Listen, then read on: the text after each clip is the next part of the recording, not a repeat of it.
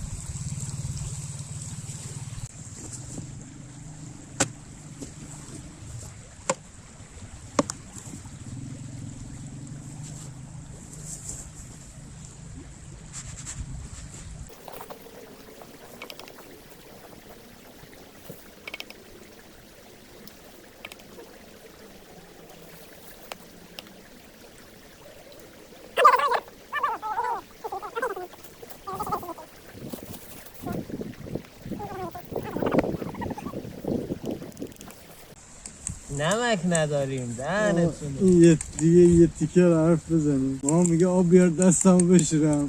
گفتم آره گفتم با آب رودخونه بشید. من گفتم بطریه رو بیار. بعد شست گفتم این بطری هم آب همون رودخونه است. نمک نداریم. نار نخردم. خود این آب اینجا نمک داره. منطقه پسرا. میتونیم یه کاری کنیم. چرا پسرها کمتر از دخترها؟ آب میکنن. یا میتونیم یه کاری نمونه. کنیم. نگاه اون تخمه که سرخ شد خالیش میکنیم.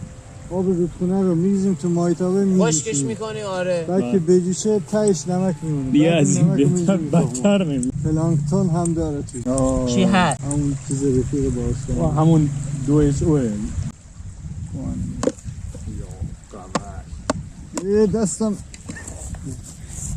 کلم پولو قاشق سنه نداری. آیس اینو برمیداری سلام. میزنی اینجا. زنه پرو آه. قارچشو جا بودش یکی بگیر که منم بزنم. من اینجا آشپزیه بدون صحبتمون تمام شد دیگه. از این به دیگه غذا خوردنه. اوف یکی بگیره دستش منم بردارم. برسیدیم دیگه. تا مرد بعد بریم بشیم. مهره مار داره تو پسری که نمیزنه. بابا خورشید این چیه لباش نمیبردی.